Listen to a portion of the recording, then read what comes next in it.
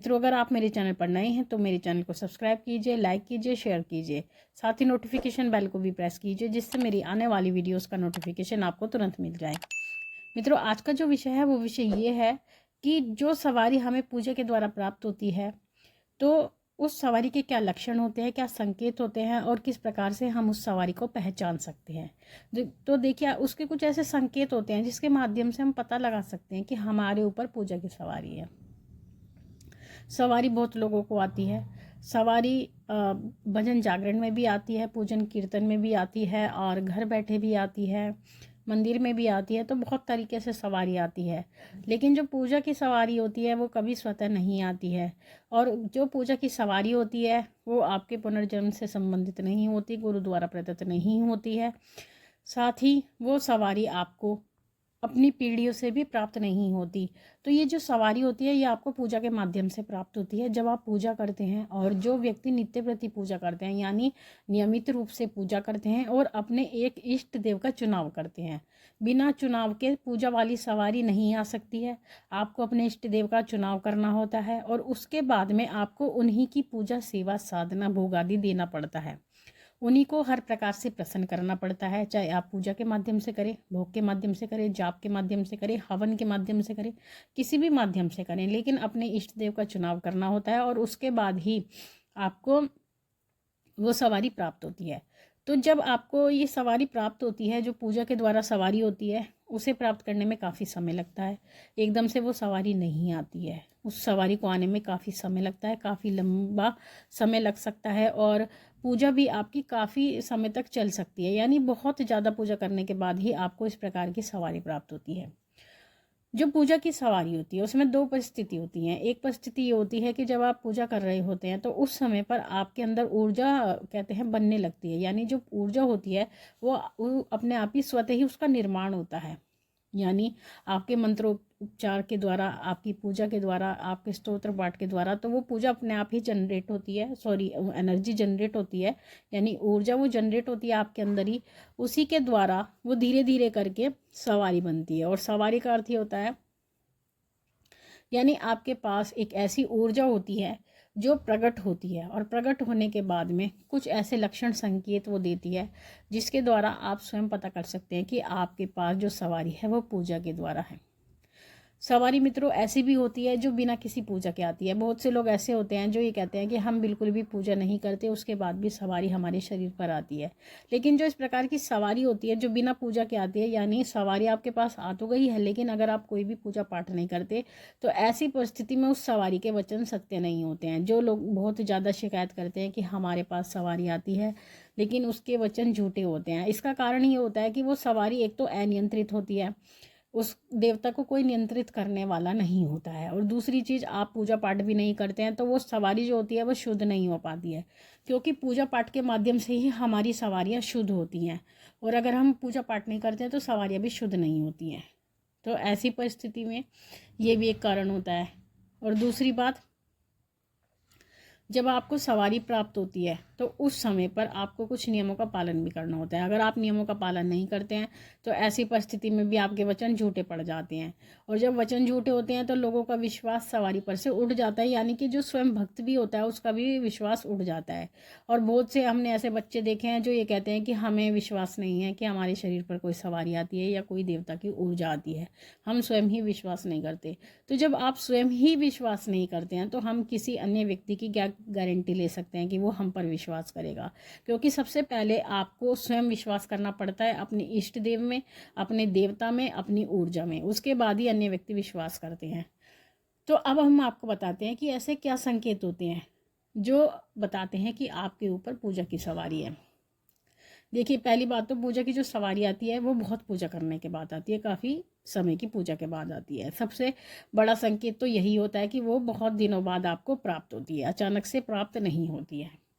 दूसरा संकेत ये होता है कि जो पूजा की सवारी होती है वो हमेशा नियंत्रित रूप से आती है, यानी अनियंत्रित नहीं आती कि कभी भजन चला, हाथ पैर फेंकने शुरू कर दिए या सर घुमाना शुरू कर दिया, या ऐसी परिस्थिति कर दी कि 4 लोग आपको पकड़ने के लिए चाहिए, यानी आप अनियंत्रित हो गए।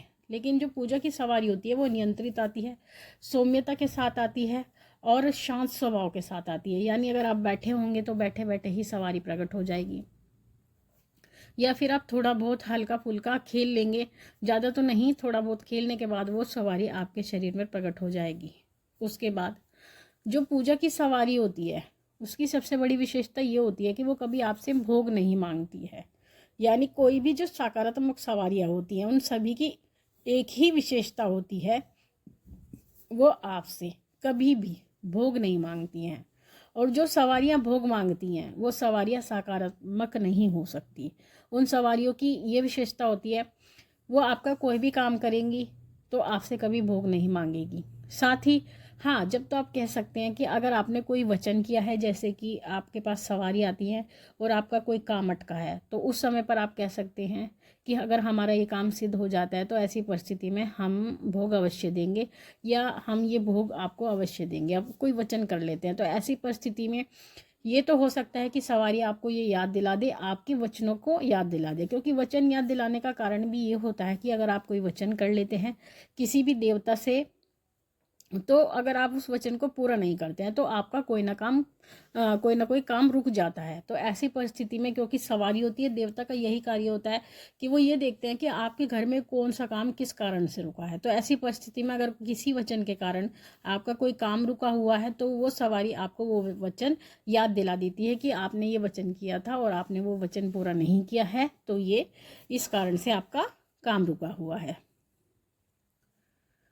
जो पूजा की सवारी होती है उस सवारी को आने में समय लगता है, यानी अचानक से वो सवारी प्रकट नहीं होती है। आप जब पूजा में बैठते हैं, पूजा में बैठे बैठे आपको समय लगता है सवारी बुलाने में। आपको 10 मिनट का समय भी लग सकता है, 15 मिनट का भी लग सकता है, किसी किसी को आधा घंटा, पौन घंटा तक भी लग जाता है सवारी बुलाने में। तो उस सवारी को आने में समय लगता है जो पूजा वाली सवारी होती है।